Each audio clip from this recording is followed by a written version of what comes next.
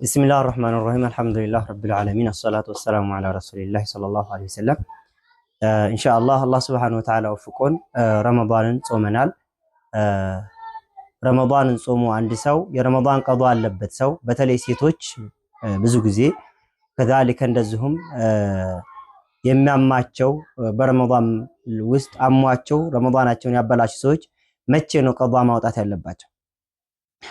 ቀዷን ማውጣት ቶሎ ማውጣት የተወደደ ነው። ቶሎ ማውጣት ማለት ነው እንግዲህ ሰውየው በህይወት እስካለ ድረስ ያ ቀዷ እሱ ላይ ያለበት ማለት ያንን ቀዷ ጊዜ ያለው ቀዷን ሳያወጣ ድንገት ሞት ከመጣበት ነገ አላህ ፊት ሊያስጠይቀው ስለሚችል ቀዷን ማውጣት አለበት። ነገር ግን ከዚህ ጋር ተያይዞ ለምሳሌ እህቶች ወይ ረመዳን ቀዷ አለባቸው ሰዎች ወንድሞችም ቀዷ ማውጣት ያለ እየቻሉ ሸዋልንም መጾም እየፈለጉ ቀዷውንም ማውጣት የትኛውን እናስቀድም የሚል ብዙ ጊዜ ይመጣል። ሰፊ ጊዜ ነው። ሸዋል 6 ቀን ነው።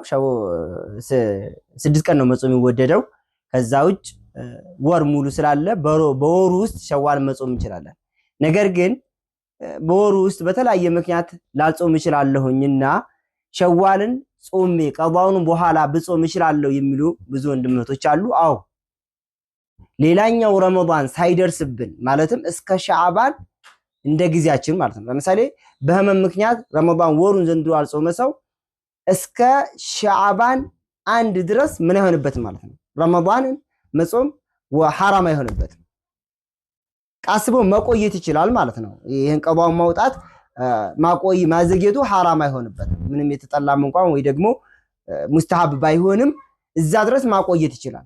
የሚጾመውን ቀን የሚበቃ ያክል ማለት ነው። ያፈረሰውን ቀን የሚበቃውን ያክል ማቆየት ይችላል እዛ ድረስ ማለት ነው። ስለዚህ ቀዷ ያለበት ሰው ምን ማድረግ አለበት? ቶሎ ማውጣት መጾም የተወደደ ነው። ሸዋልን አስቀድም መጾም አለው ካለ አስቀድሞም ሸዋልን መጾም ይችላል ማለት ነው። ችግር የለውም፣ ወንጀል አይደለም። ሸዋልን ጾሞ ከዛ በኋላ ቀዷውን መጾም ይችላል። ቀዷውን ከፈለገ ሸዋል ውስጥ ዙልቃዒዳ ውስጥ ሌሎችም በሌሎች ወራቶች ውስጥ ማውጣት ይችላል። ምንም እንኳን ቀድሞ መጾሙ የተወደደ ቢሆንም ነው። ወላሁ አለም። ወሰላሙ አለይኩም ወራህመቱላሂ